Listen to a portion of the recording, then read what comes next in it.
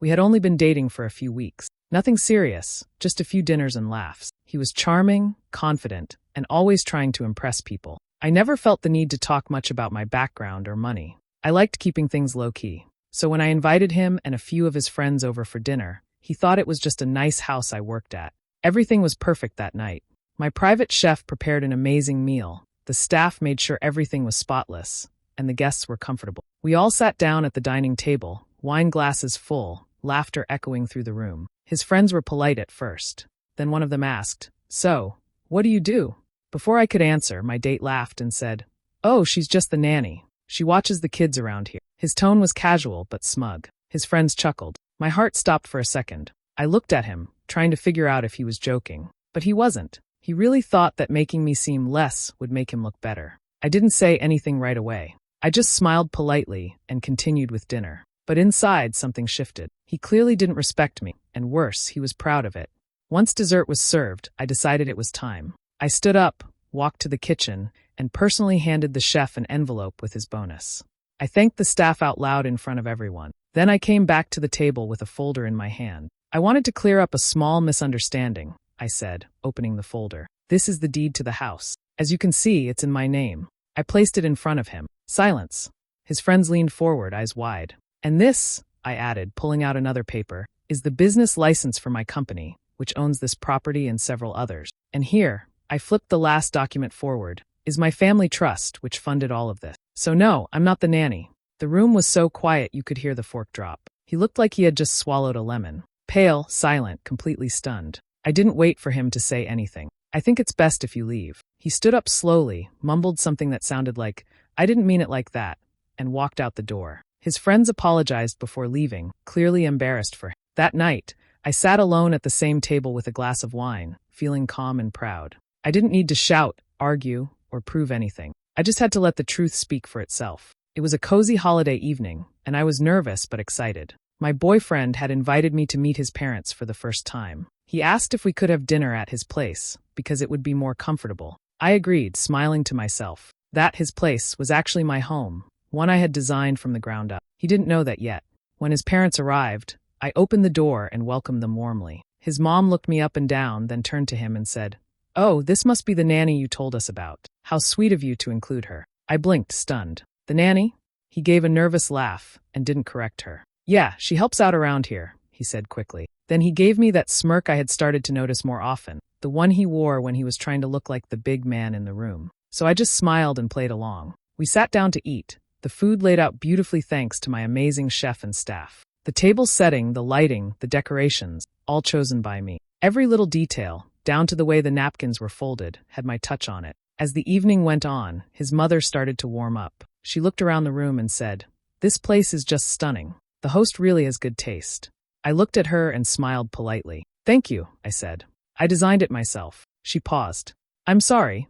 I'm the architect," I said calmly, "and the interior designer. Actually, I'm also the owner of this home." The silence was instant. His mother blinked a few times. "You own this house?" "Yes," I nodded. "Every inch of it." She turned to her son, looking completely shocked. He looked like he'd just been punched in the stomach. Pale, speechless. "I thought you said she worked for you," his father said slowly. He didn't respond. I stood up and offered them a tour of the house. I walked them through the rooms, pointing out custom finishes, materials, and artwork. They listened quietly, clearly embarrassed. His mom even apologized as we passed through the living room. "I'm so sorry, dear. I had no idea." "It's all right," I said softly. "It happens more than you'd think." After the tour, I thanked them for coming. They left quietly, still processing everything. My boyfriend tried to talk to me afterward, but there wasn't much to say. The truth had done all the talking. That night, I curled up on my sofa, in the home I designed, built, and owned, and felt completely at peace. Sometimes silence is the best revenge. It started out as a simple weekend visit. My boyfriend said a few of his college buddies were coming to town and asked if they could stay at his place. Of course, I agreed. I didn't mind sharing the space, even if his place was actually my house. They arrived Friday evening, loud and full of energy. I welcomed them politely, made sure they had drinks, and helped the chef get dinner started. I heard him in the living room talking to them, joking around, and showing them the space like it was his. "This place," he said. "Yeah, my family gave it to me as a graduation gift." I stopped in my tracks. Then one of them asked, "Who's she?" pointing toward me. He laughed and replied, Oh, that's just the live-in nanny. She's been around for a while. I froze. Live-in nanny? He gave me a quick look, like he was daring me to say something. But I didn't. I smiled and went back to the kitchen, letting the words sit there. Dinner went smoothly. His friends seemed impressed, talking about the art on the walls, the wine collection, and the furniture. I listened quietly until one of them stood in front of the hallway wall, staring at my framed diplomas. Wait, he said, calling the others over. These degrees, they all have her name on them. And she went to MIT. Another guy laughed awkwardly. Dude, I thought you said she was the nanny. I walked over casually, holding the photo album I had pulled from the living room shelf. Oh, these? I opened it and pointed.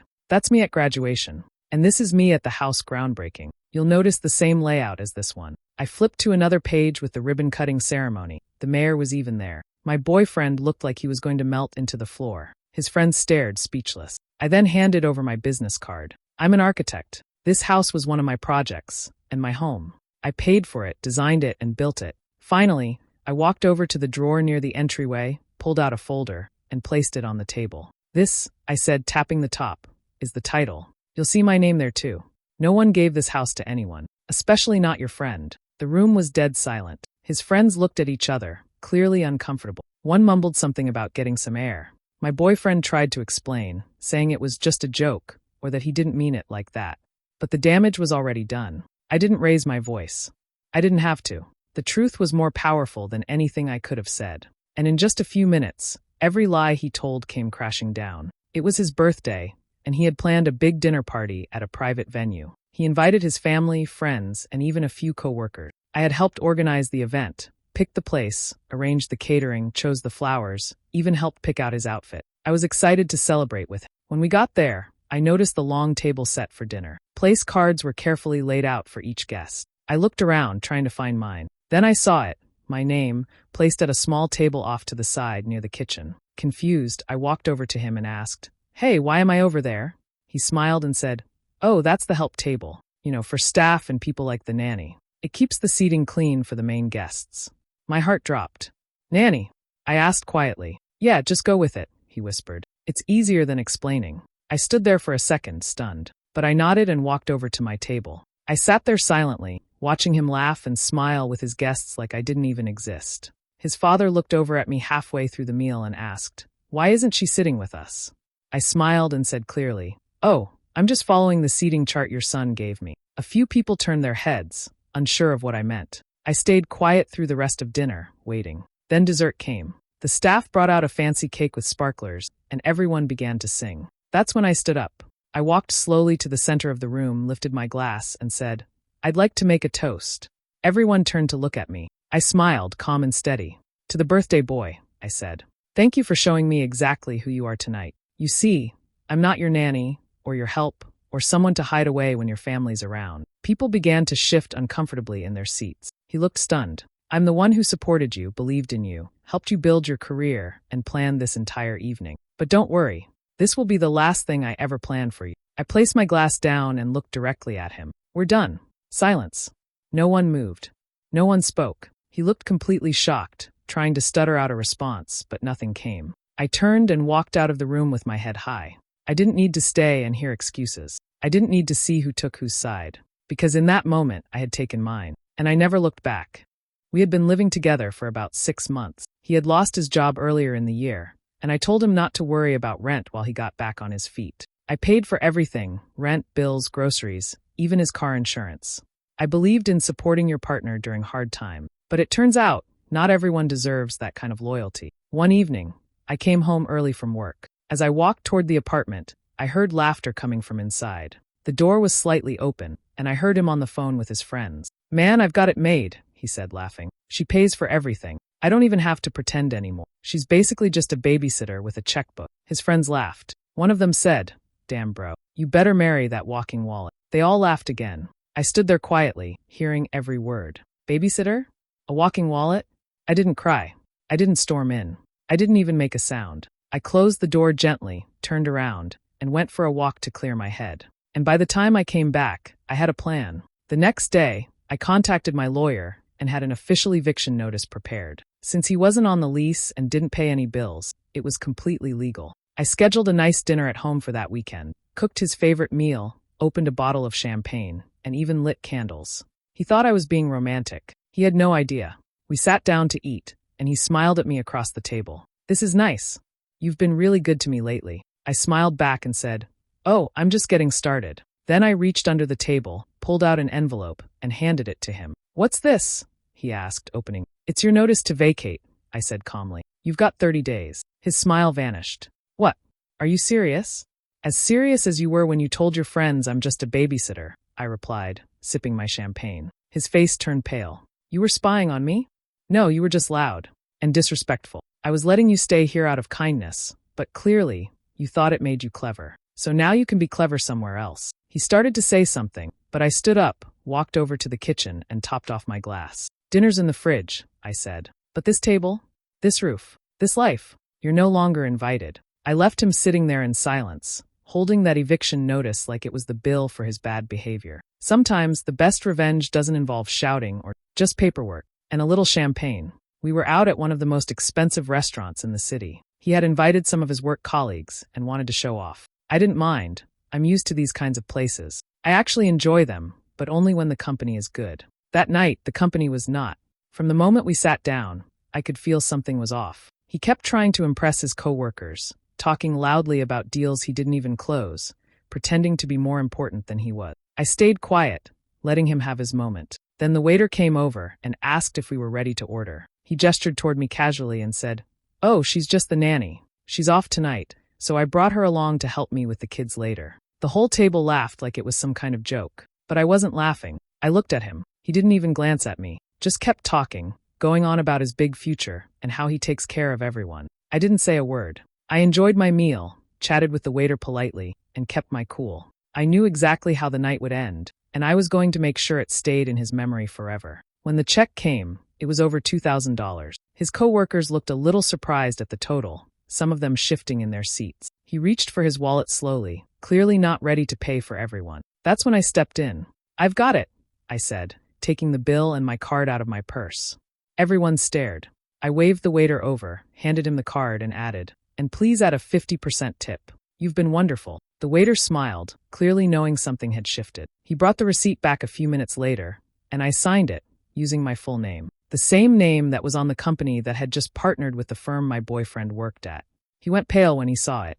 He finally realized who I was, and that I was far from being just the nanny. His coworkers whispered to each other. One even looked at me and nodded with a small smile. He didn't say anything. He couldn't. After dinner, as we walked out, he tried to laugh it off. "You know I was just joking, right?" I stopped and looked at him. "You should save your jokes for people who think you're funny." Then I got in my car and left. Respect isn't something you beg for. Sometimes, it only takes a signature on a bill to remind someone who really holds the power.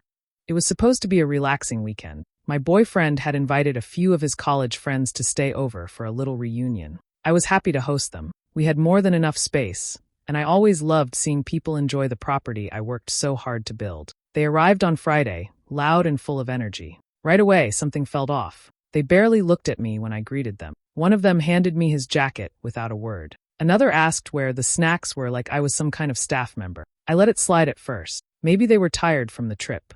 But as the weekend went on, it got worse. They made comments like, "Where's the nanny?" And "Hey, housekeeper, can we get some drinks out here?" right in front of me. They laughed and acted like I didn't even exist. My boyfriend didn't say a word. He just laughed along with them. I didn't. I stayed quiet, smiled, and let them have their fun, because I knew something they didn't. They weren't in some rented Airbnb or his vacation house. They were in my estate, the property I designed, the home I paid for, the land that had my name on every legal document. I didn't need to yell or argue. I just waited. On Sunday morning, I printed out the guesthouse rules. Simple things like no smoking inside, no loud music after 10 p.m., and a reminder to clean up after themselves. At the bottom, I signed it clearly. These rules are set by the homeowner. My full name. I placed a copy in each guest room. An hour later, I heard them whispering in the hallway. One of them asked my boyfriend, "Wait, this is her house?" He looked embarrassed and nodded. They all went quiet after that. No more jokes. No more ignoring me. One even apologized as I passed by with coffee. When they were packing up, one of them stopped me and said, "We didn't know. You've got a beautiful place, and we were kind of jerks." I smiled. "Thanks. I just like people to feel welcome, but also respected." My boyfriend tried to talk to me after they left, saying he didn't mean anything by the jokes, that it was just the guys being guys. I told him, If that's the kind of man you become around your friends, maybe you're not the kind of man I need. And just like that, the guy's weekend became his last weekend in my house. Some lessons don't need yelling. Just a quiet signature at the bottom of a rules list. He invited me to a networking dinner with some big names from his company. He said it was important and that it might help his career. I was happy to support him, so I dressed up and joined him at the fancy hotel ballroom. From the start, I could tell he was in full show-off mode, smiling wide, shaking hands, talking loudly about deals and future plans. I stayed by his side, letting him take the lead, but something felt off. When he introduced me to his co-workers, he said, "This is Emily. She helps out with the kids. Kind of like our nanny." I blinked. Nanny. I looked at him, but he avoided my eyes. The people around us smiled politely and moved on. I stayed quiet, even though I felt my chest tighten. I'm not his nanny. I'm his partner, and also a business owner. But I said nothing. Not yet.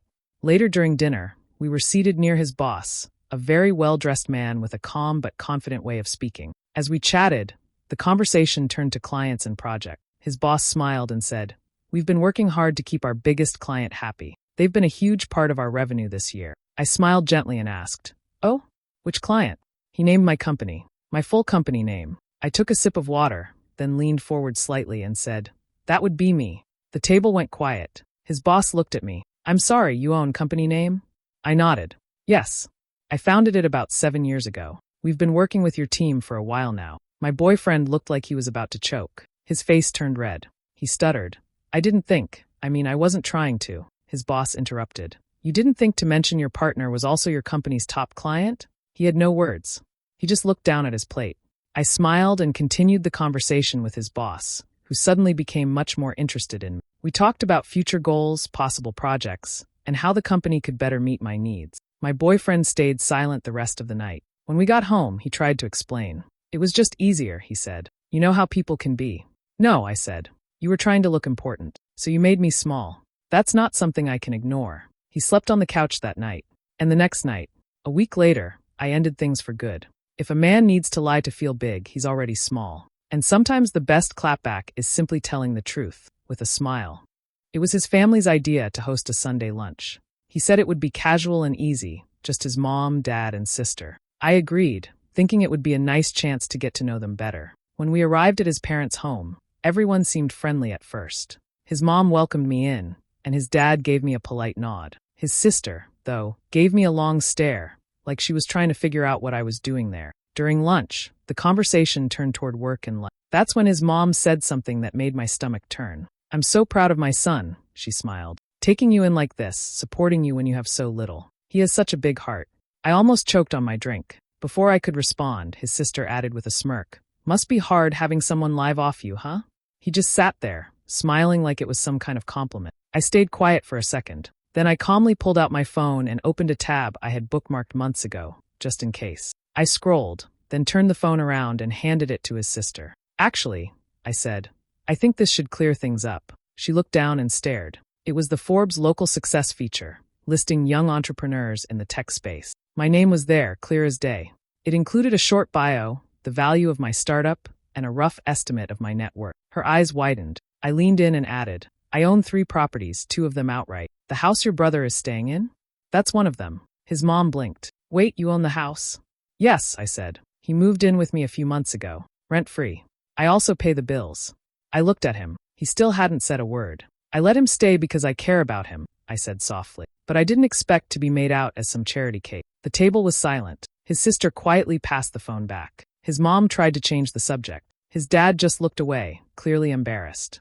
We finished the meal with awkward small talk. No more comments about taking care of me. When we got in the car to leave, he finally spoke. "I didn't mean for it to sound like that," he mumbled. I looked at him. "You let them think I was some freeloader, and you didn't correct them. That's not something you just accidentally do." He didn't have a reply. "The truth is, I don't care about money, but I do care about respect." And after that lunch, I realized he didn't deserve either from me. He wanted to have a few friends over for a game night. I was fine with that. I liked having people over, and I had just finished renovating the living room. The house looked beautiful. I made snacks, set up the drinks, and even helped bring out the games he liked. But the moment his friends arrived, something changed. He slipped into a different version of himself. Louder, cockier, like he was trying to impress them. At first, I brushed it off, thinking it was just excitement. Then it happened. One of his friends asked, "So, who's she?" He laughed and said, "Oh, that's the nanny. She's been here forever. Just never left." They all laughed. Even I smiled a little, just to stay polite. But inside, I felt it like a slap. I wasn't angry because of the joke. I was angry because he didn't correct it. He let them believe it. They joked all evening, called me Mary Poppins, asked if I'd clean up after their pizza. One even asked if I could do his laundry as a joke. I laughed along with them, but I didn't forget. Then came the moment that changed everything. One of his friends offered to grab the mail while heading out to his car. A minute later, he walked back and holding a few envelopes. He looked confused. Why does the mailbox have her name on it?" he asked, pointing it. Everyone stopped. I smiled calmly and said, "Because I own the house."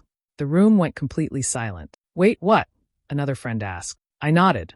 "This is my home. I bought it 3 years ago. Designed it myself. He moved in a few months ago." They all turned to look at him. He looked like someone had just unplugged him, completely frozen, no words coming out. I took the mail from his friend and added, "But thank you for helping. I usually grab it myself, but it's nice to get a break from time to time." They stayed quiet for the rest of the evening. No more jokes.